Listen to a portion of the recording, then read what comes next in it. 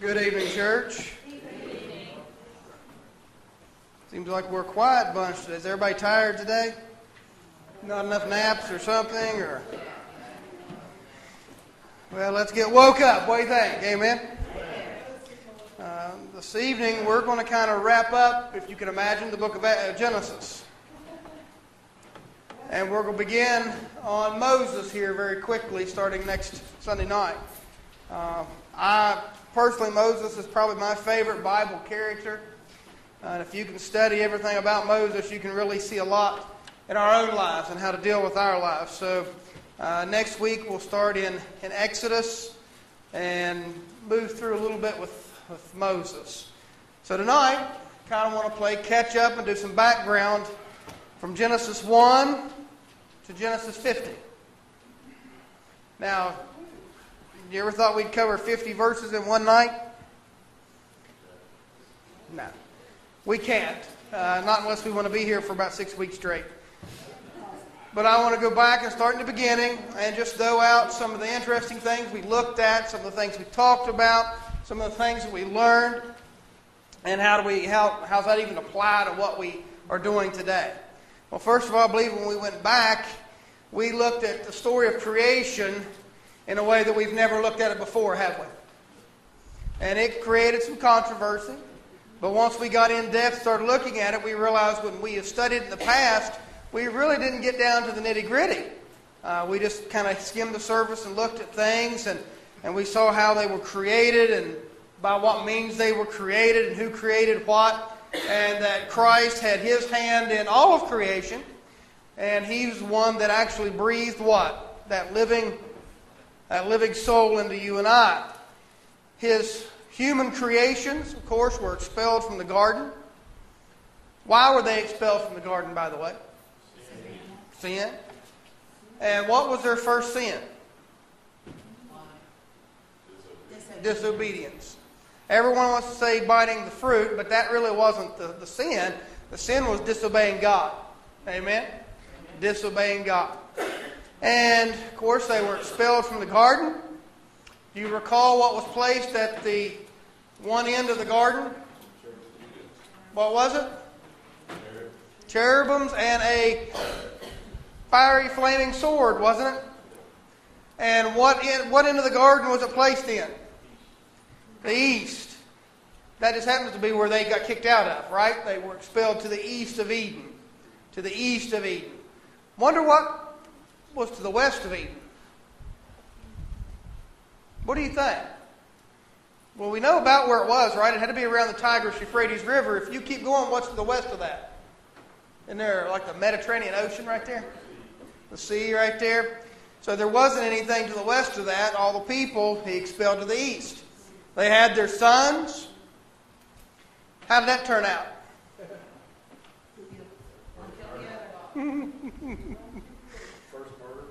It probably started out really well. Remember that he was given Cain, which means from the Lord. He had his firstborn son, and he was a strong man, but he was a farmer, a tiller of the ground. Then he had Abel, which was a shepherd. And the oldest killed the youngest. So that means the oldest would have had the birthright, correct? Except what happened? They had another one. They had Seth. Here is the first example of the youngest receiving the birthright that we talked about this morning. And as we go through this evening, we'll see just nearly every one of our patriarchs, the younger of the children, had the birthright. So, Seth, we don't know much about Seth, actually. All we know is he was the third born, and he was the one from whom the blessings go through to find the lineage of Christ. We keep going up in time, and we studied the timeline. We showed who all was alive at the same time, which I really liked that. That was very interesting. We saw where Methuselah lived all the way to the year of the flood, truly making him the oldest man ever to have died on the planet so far. Right? So far? You hear that? So far? Why do I say so far? There's a couple more that, well, we know two hasn't died, right? Methuselah's father is one of them, Enoch. And Elijah never died. So once they come back and die, who will be the oldest man to ever lived and died on the planet? Enoch. Enoch. Okay, we're there. Y'all can talk. It's all right. Don't just listen to me.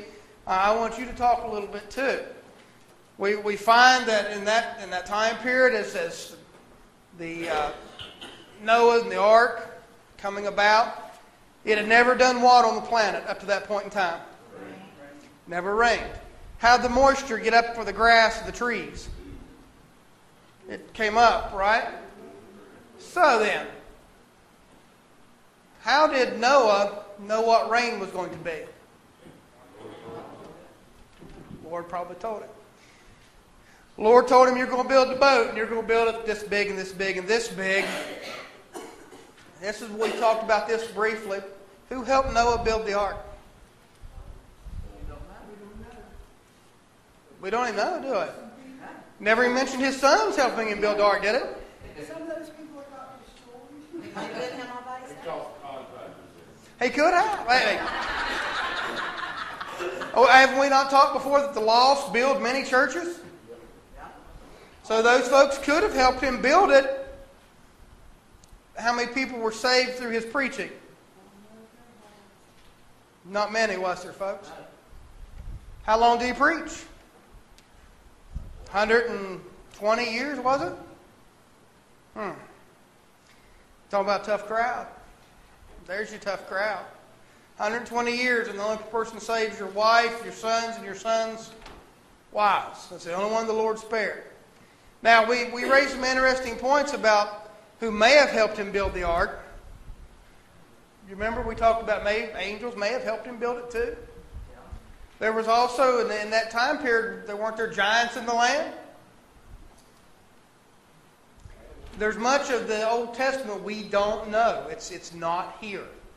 And one of the reasons it's not here, we're not meant to know everything. We don't need to know that. It doesn't have anything to do with salvation.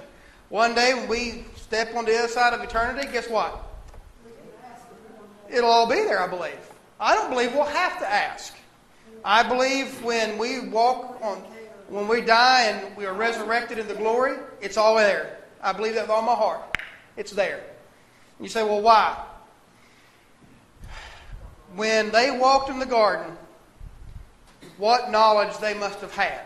Now you think about this for a minute. They were naive to being naked and all that. Well, were they naive? Did they know they didn't have clothes on? Well, wait a minute. Now, there's a difference in being naked and being ashamed. They didn't know any difference, right? So, well, one, why do we wear clothes today? It's not because we're embarrassed. Why do we wear clothes? Well, in December, why do we wear clothes? Okay, in June and July and August, why do we wear clothes? Protect us from the sun, right? Did Adam and Eve have to wear clothes? Did the UV rays bother them at all? No. Was there such thing as cold and snow? No. Everything was what? Perfect. Perfect world. There was no stinging insects. There was no briars. There was no anything to hurt their bodies. There were no snakes either. Nope, they were just lizards at that time, right? So there was nothing to hurt them, so they didn't need protection. They didn't need anything to cover their bodies. The life was perfect. We always want to think that it was just that covering or sin. Well, they were naked. Obviously, they knew they didn't have clothes on, but they weren't ashamed. Their minds were not open to that point. However, they had to be intelligent. Why did they have to be intelligent? What did Adam do? Named everything. Every living creature on this earth, every tree, every plant, every bush, every bird, every insect, he gave it a name. Not only that, though, but they walked and talked with who? Where'd they get vocabulary from? God taught them. These are things we don't consider, right? How'd they learn to talk? God either gave them that ability, just like that, or He taught them. Now, people say, well, God doesn't give people ability just like that. That's wrong. Go read the book of Acts. He gave everybody the ability when everything got divided up, and he said, now you're all going to speak in the Tower of Babel. There's another instance where he gave them the ability to speak other languages they'd never heard. Created these languages, and here and there. The disciples, he gave them the ability to speak foreign languages without ever being schooled on foreign language. That's God, right? That's His power. So we think the minds of Adam and Eve had to have been pretty sharp. However, what happened after sin came in?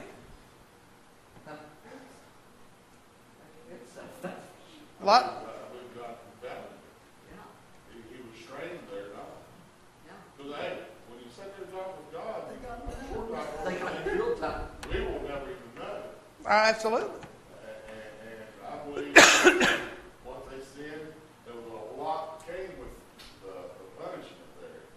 They lost a lot of things. Well, we scientists have always said we use like 10% of our brain. Now, if that's true, and I can't tell you that's true, I just always heard that all my life. If that's true, what's the other 90%? How much power does that brain actually have? If we only use 10% of it, look what we can do with 10% of it. Maybe everything's in there, and it just needs to be... What was that tree called? Tree of knowledge. The tree of knowledge of good and evil. When you look at a child, a baby, when they're newborn, they know nothing of good and evil. Nothing. All they know is somebody drives me, somebody clings me, somebody feeds me. As they get a little older, they still cling to that, but now, okay, somebody's playing with me, somebody's laughing with me, I'm safe, I'm warm, I'm comfortable. And as they start getting a little older, first thing you know, they break something and they say, I didn't do it. Yeah. Who taught that child to lie? They figure it out on their own. It's an instinctive Why? An instinctive fear. It's here. It's Foolishness abound. about. I mean, it's there in the heart of a child. So you think about what the knowledge we could have if we did not have sin in our lives. Didn't have those issues, didn't have that torment, didn't have that trial and tribulation, and we could focus on God. How smart could we be? And what I say by that, look what man accomplished way back when they built the Tower of Babel. That was like building the Empire State Building today with stone tools. I mean, literally. We don't know how many stories it was, but it was story upon story upon story. We know that's the biggest structure that's in an old part of the world. How'd they do it? Then once again, the mathematics we use today compared to what they had 2,000 years ago is very imprecise. And you think, well, how's that possible? We have computers that can calculate things to the 0 degree. I mean, but they built these structures perfect. Perfect. We can't do that today. How did they do it 2,000 years ago? What knowledge could they have possessed to have built these structures they When you Mm-hmm. built? think about it, the more simple life is, the more you know. I mean, when you think That's about true. that, when they started building bricks, when they started making bricks, they slapped a bunch of stuff together, the mud and whatever, and they put it into a little thing, and they had bricks. There it was. It was so simple. Yeah. And so now all these lovely computers and machines and everything, they've made it more difficult to do it, although it's a mass production or whatever, but it took a whole lot of thinking to go into that. And now nobody knows that simple way. Nope. And you think about the stone things that they have. We pour concrete. They went to a mountain with a hammer and a chisel and cut out stones perfectly shaped and sized, some as big as this room, and moved it thousands of miles. Now you think about that in today's standard. They say, well, that's doable today. Yeah. Dump trucks, jackhammers, airplanes, helicopters. Permits. They did it, a lot of permits, a lot of money spent. They did it with hammers and chisels, ropes, and tree trunks, And help. and a lot manpower. Today, we can't do those things. They even come up in modern times.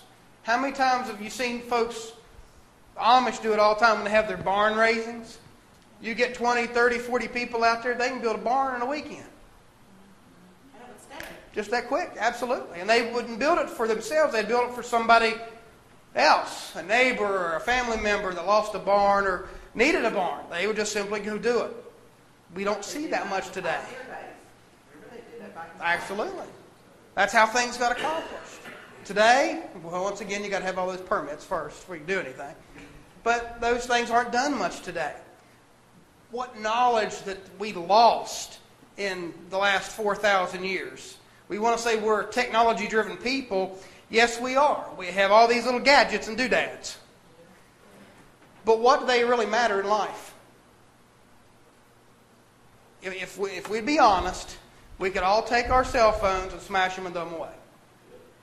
I know, but I get it. I live on mine too. I work by it. But yet, we used to live without that, didn't we? We didn't carry our big rotary phones around our pocket. It took you 13 minutes to dial a long-distance number, God forbid. If you missed one of them up, you just Start all over. a lot of times I would forget my number, get bored, time I got there and just hang up. But you talk to our children about that, they don't know what that kind of phone even is, most of them. Most of the folks my age probably don't remember a phone like that. I do. I remember that. And now we pull it out of our pocket and they're called smartphones. But how smart are they? Because most people that have them walk around like this all the time. You know how smart they are? They're smart because they're Satan. You think about this. They really are, because if we keep our noses in that thing and live by that and live by the computer and things like that, then, you know, he can suck you in really fast. Just like that. And you know what's You don't know who's monitoring them. what's funny? Have you noticed now, you say, I'm going to talk bad about everybody here. Okay, here we go. Those of you that has that technology, the games that are on there are the dumbest games in the world, but they suck you into it and you cannot get away from it. I'll accept Candy Crush, you are correct. Well, there you can say everything like that. But it's, you know what it's designed to do? It's designed for you to lose yourself in it. Yes. You just lose all track of time, and you'll sit there and play literally hours, and you'll look up and say, I was supposed to have done something today. It grabs you. Instead of out doing something with somebody, seeing someone else, you pause my game and text them back. Pause your game and text them back. Oh, let me finish this level. It keeps going. Most of these games have no end. That's how they get you. They have no end. You can play forever. Playing forever. Entertainment. Now, what does that go to show you? Where's God's people tonight?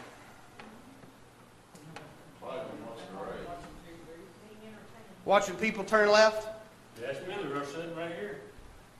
There's some of God's people here, isn't there?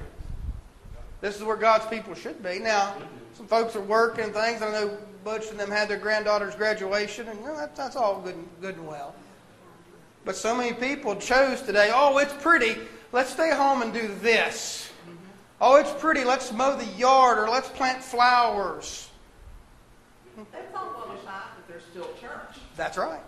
You can do What did we do between church this morning and church tonight? Get it done. If you have to do that, but here's a secret. How many of us are off tomorrow? Oh, looky there. That's a good day to plant flowers, isn't it? Play golf. That's it. Give God His day. Amen. Give God His day. We've surrounded ourselves with all these gadgets and doodads. Now we don't have time to do anything because we've got to play our games. You know, I saw this coming and I didn't say anything. But one of the first games I saw where it sucked you in was this Farmville and this other stuff where you had to harvest these things at a certain time and you would scramble around and do this. I can't do anything tonight. Right now I've got to go harvest this before they die. Come on, people. We won't hit a hoe at a snake, but yet we'll get on a little phone and harvest vegetables. Oh, I got to get my peas ready. If you're not going to eat peas in real life, don't play a game where you go harvest peas. Okay? Go out and garden. Go out and hoe in the corn. I laughed at Dad last night. He was teasing Mom. Mom said, now tomorrow I'm going to go out and get me some sun. She said, I'm going to lay out a little bit, give me a little bit of tan. And Dad said, take the hoe, go down the garden, hoe corn all day. I guarantee you get you a tan. And he said, son, do you? And I said, I don't need a tan. I'm fine. I can wear a long sleeve shirt. I don't have to have a tan. It don't bother me a bit. Don't bother me a bit. I don't want to be hoeing that corn. Because I told him, I said, whether I hoe the corn or not, you're going to give me some, aren't you? Yeah. I said, How's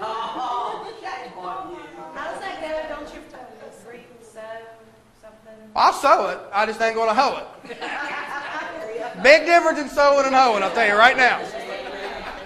I don't mind a bit to plow it and lay it out and plant it, but going back standing there cutting them little, corn's this tall and the weeds are this tall. I never got that one. That's all right. I can just have weedy corn. It's fine with me. But there you go. You just get as close as you can.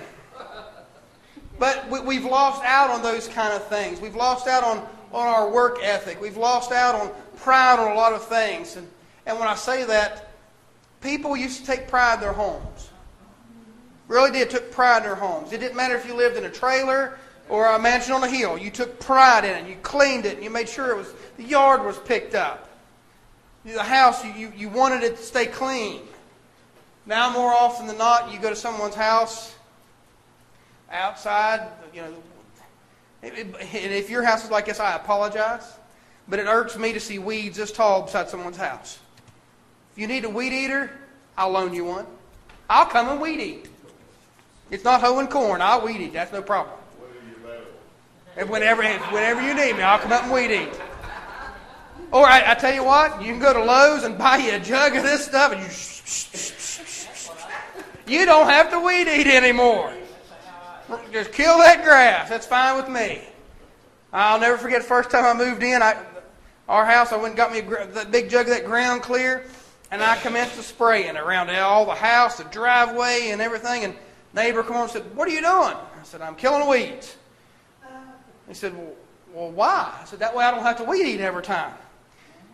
And as I got over to the fence, he said, "Well, you can't spray that around the fence. You'll kill all these vines." I said, "Yep, you're exactly right." They planted them decorative vine things everywhere. And they had taken about that much of my yard up. He said, "But they're on my side." I said, "That's fine. I'm going to go kill my half." It didn't work like that. It killed everything. Killed them vines deader than a mackerel. And I was out there chopping them down. And I even went on his side of the fence and cleaned them up. He said, "That's the first time in 20 years I've ever seen that fence." I said, "Ain't it pretty?" He said, "Actually, it is." Got me some silver paint, and I painted that fence and made it look brand new. And that neighbor went right out and bought more of them decorative vines and planted them on his side. It's all right, because about once a month I'm out there with my weed sprayer. I never seen the beat. But we don't take that kind of pride anymore in our homes, in our farms, in anything. Dad, if he saw a weed in his garden, he would kill himself to get to that weed in that garden. It hurt him the year he broke his ankle. He couldn't get down there to the garden. I didn't care for it as well as he did. I went and hoed it and did everything I needed to make sure it grew, but it wasn't that thing of beauty that he likes. And I had to listen to him. "Well, if I was healthy, weeds wouldn't be there." I said, "I know, Dad." He said, "If I was healthy, my yard wouldn't be that much higher than I like it." "I know, Dad. I know, Dad." Because Dad mows things to the dirt. I like it 3 inches tall. 3 inches tall. Not Dad. He said, "Out in the country, you take it to the dirt." I said, "Well, I know that. I know that. I'm mowing it. And he said, "You know what? My push mower mows a lot better than your riding lawnmower." I said, "It probably does." I said, "But that push mower takes me 4 hours. That riding lawnmower takes me 2 hours. I'm riding it. I'll mow it and it'll look just as good. I'll mow it twice a week if I have to. But not going to push it all anymore. When I was young, that was fine. Not now." But we don't take the pride in those things. How about this? When we look at things like in having pride, The children just got out of school and they had perfect attendance. I think that Allison had perfect attendance. Caitlin had perfect attendance, and she holds that, personal. Brooke had perfect attendance also. So that, like there, 3 of our young'uns at least had perfect attendance. And that's pretty good in this day and age, considering all the issues and problems that we have, the sickness. That's when you say, well, they haven't been sick all year. Oh, yeah, they were sick. They went to school sick. They just toughed it out. That they did those things. They took pride in it, not just to get an award, but to be able to say, look at an accomplishment that I had. Can you remember a time when we used to do that in church? I still like that in Bible school and things. You give them a little award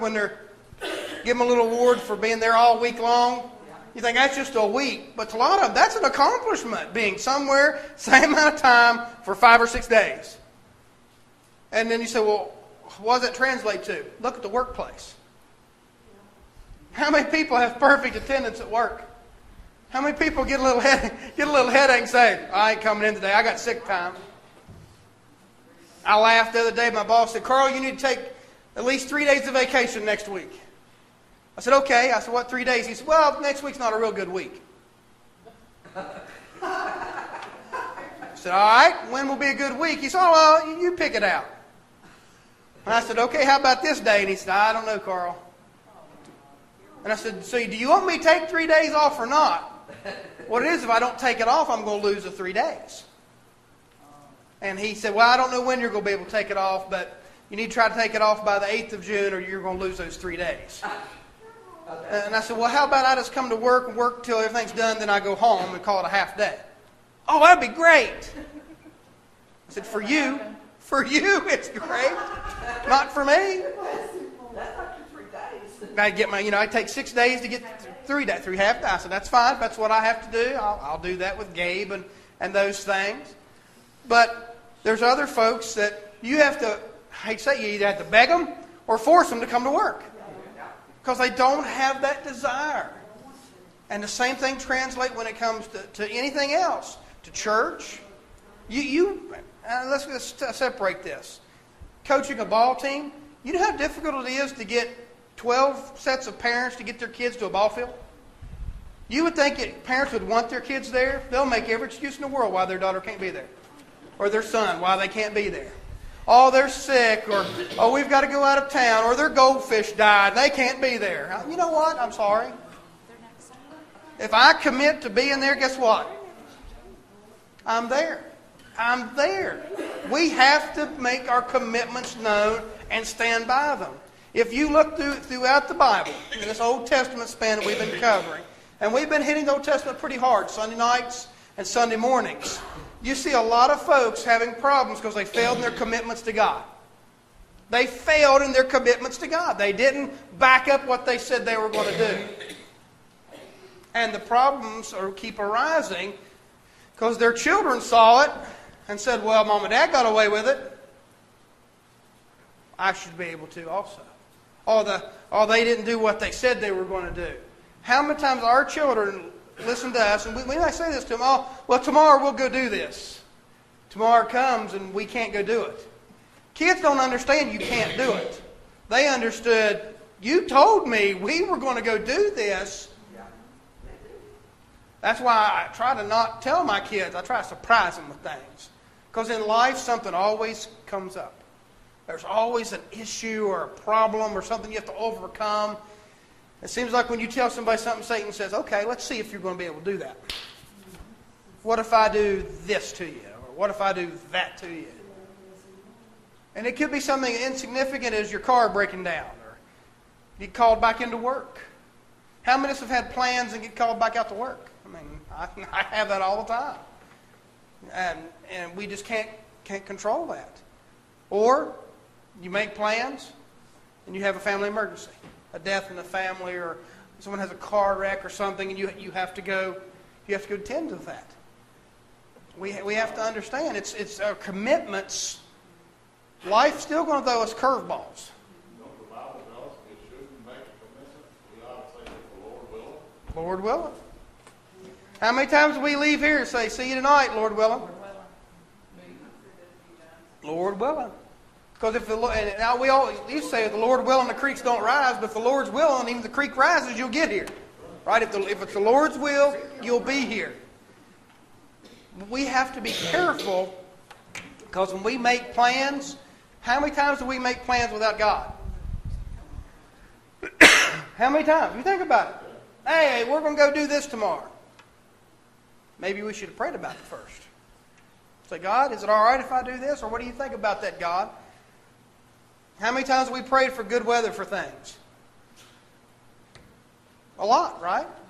And I can remember 2 times it's rained on us. One at our church picnic. It rained for about 20 minutes one time we was there. Rained hard for 20 minutes. Sun come out and it was just hotter than fire. Rained after a Bible school here one year. The last thing was picked up, packed up. Here come the rain. Other than that, I can't think. Look at our weenie roasts and things we've had.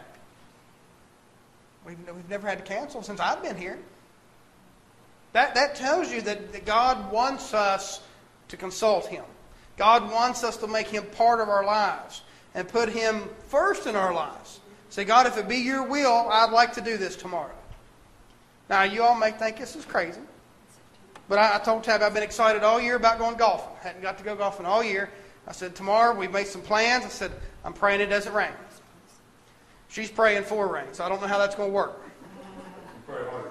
I'll just have to pray harder, I guess. You're right. Pray more fervently to pray that way. Well, there'll be 4 of us. 4 against 1. 4 against 1.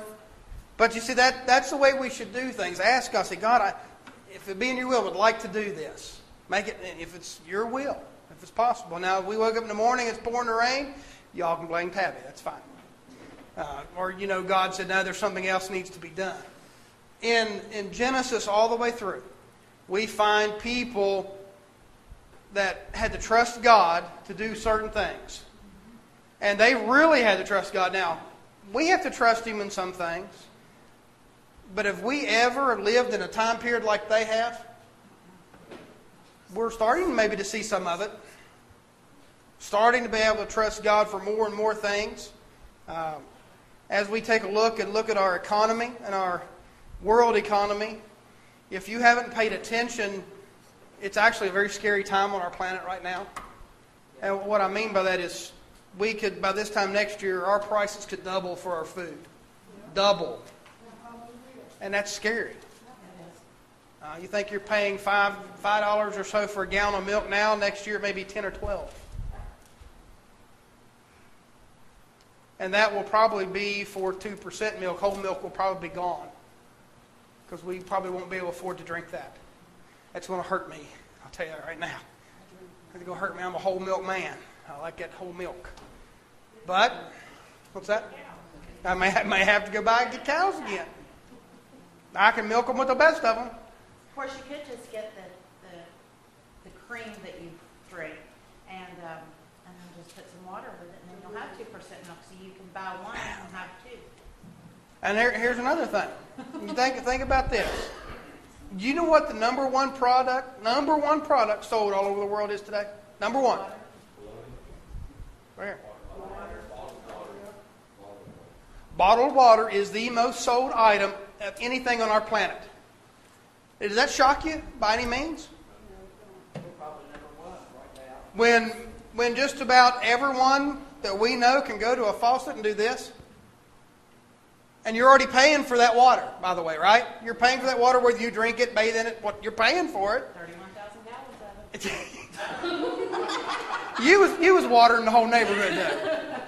But yet we'll go get bottled water and pay $1 something a bottle for it and drink it and complain because we're drinking bottled water at $2 a bottle or $1 something a bottle. What would think about this for a minute, those of you that's a little bit older, what would your grandparents said if you told them you're going to buy bottled water? Oh, that's not good. Oh, wow. Can you imagine what Grandpa would have said? You would have got there that well and get you some Yeah. water out of there. Go down to the creek. I don't care what you got to do. You're not buy water. You don't buy water. Can you even hear that? Can you imagine that conversation? Yep.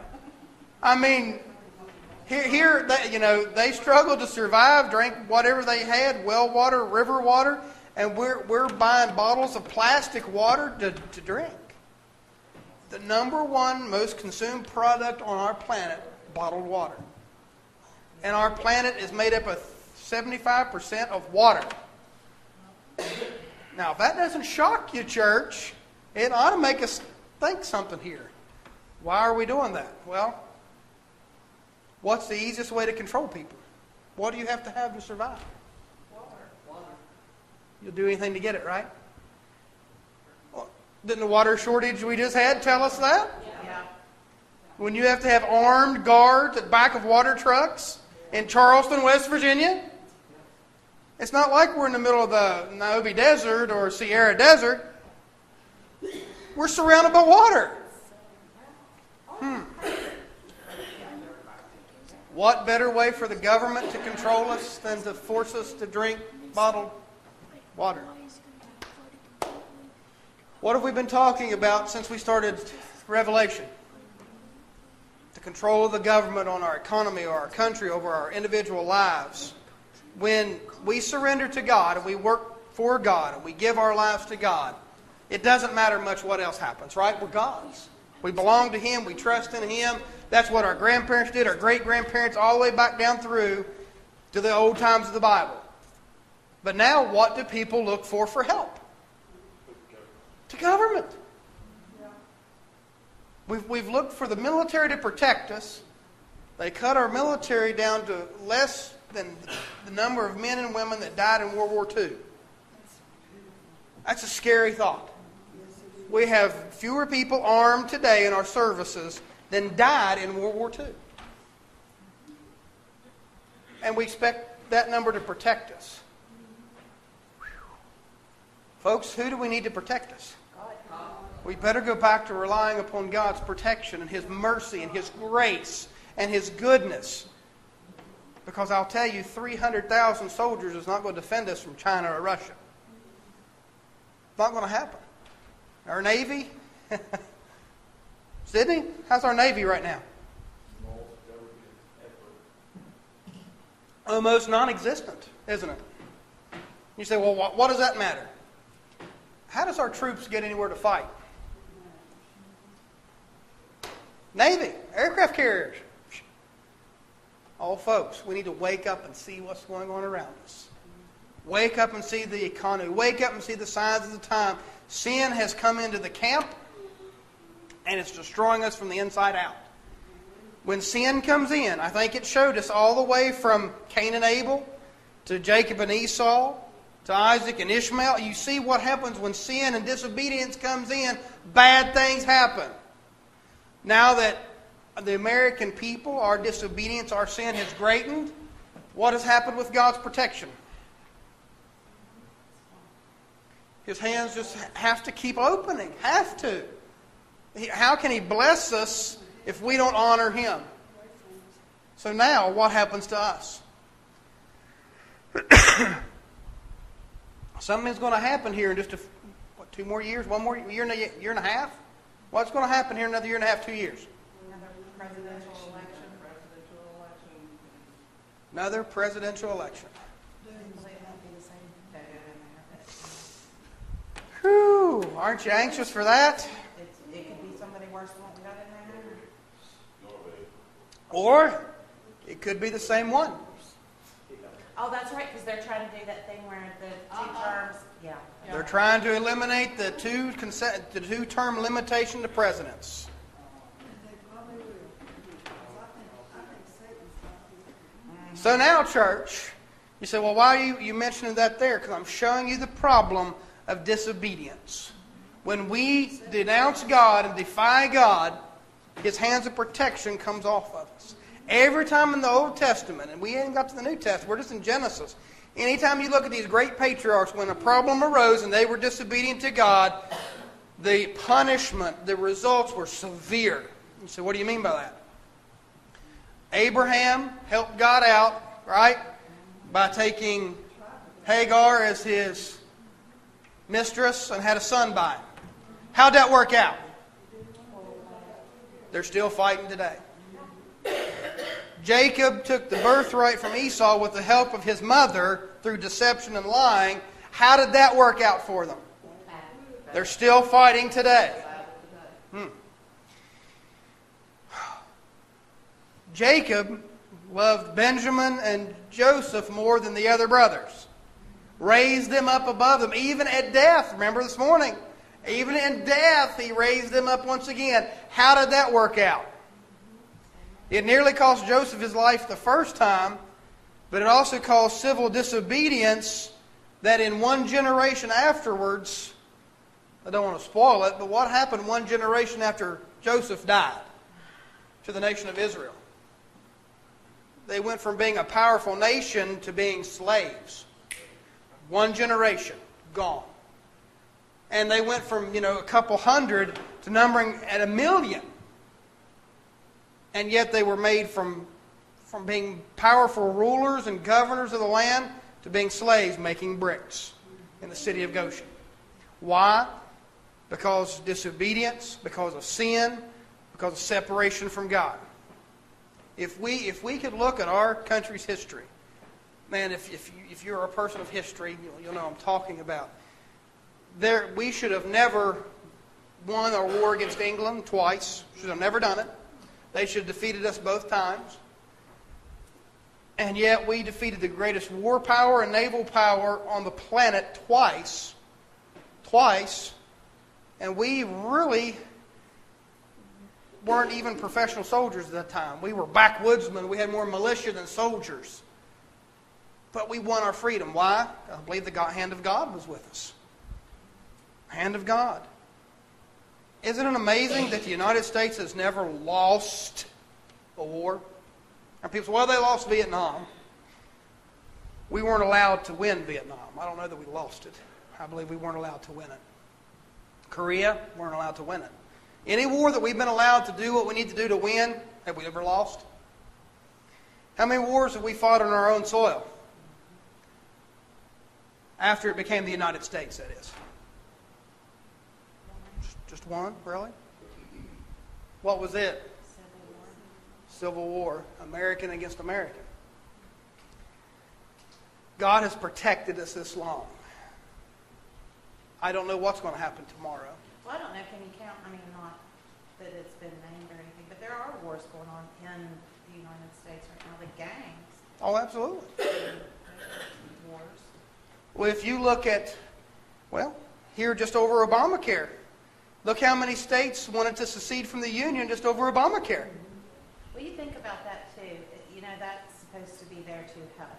Affordable care. It's there to help. So everybody can have health insurance, blah, blah, blah, blah. But to help the poor get health insurance that wouldn't ever be able to afford it, but then if you don't get it, you have to pay fine. Yeah. Well, think about this. We talk about this. What if there would have been secessions from the Union? Do you ever think about that? What if our governor signed a law, said we are leaving the Union, recalled all of the soldiers from West Virginia to defend West Virginia? Now you think, that's exactly what Civil War happened. That's exactly what happened. They recalled their forces, bam, they're back home to defend West Virginia. Now, how do we do that in our modern army? Back in those days, you had a rifle and a horse, if you were lucky. Now you have tanks and jets and planes and all these things. How do you divvy those up to the states? The aircraft, it's almost preposterous. And you see where we could go in a very short amount of time. It could be very ugly in our own country. And that's the reason people laugh at us in foreign countries, because we're so torn here, we can't make impacts other places right now. Why? Because we're divided. What did Christ say about a house divided? It cannot stand. What has happened to us shows exactly what's happened throughout the Old Testament to many of these great patriarchs' houses. You destroyed the family, you destroyed the church, you destroy the country. Would you agree our families are basically destroyed? Yeah. Overall, yeah. How about the body of Christ? Yeah. It's probably the weakest it's ever been. Would you agree? How about our country? If you have a house without a foundation, it falls. And our country? Would you say it's the weakest it's been in 100 years or 200 years? Yeah. And in the midst of all this great economic, all this great technological advances, we're falling apart because we've missed the basics of what makes us happy and healthy. And I relate everything back to that back porch or your front porch. We're so busy, we've forgotten how to live. And you say, what do you mean? How many this year have sat and watched a bird build a nest? And you say, well, that's just awful boring, Carl. Sit down and watch a bird build a nest and you tell me if it's boring. Watch a little mama bird carry food up to that nest and watch it work diligently. Diligently. And what's that bird going to get out of that? The daddy does too. And sometimes babies from last year will even help. I love animals. But the parents get nothing out of that. Nothing. They're taking care of the kids. It's what they've been programmed to do. We're the only animal, the only creature that doesn't do what we're programmed to do. When the sun comes up in the mornings, the birds praise God.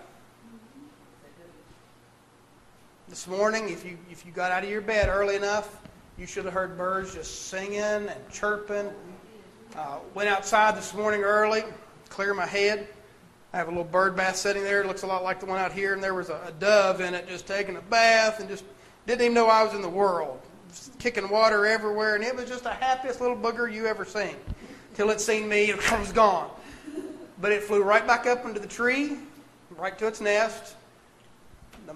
The other dove, I don't know if it was mama or the papa, got off. The other one got on, and the other one flew away and come down to the bird bath. They was taking turns to get in the bath.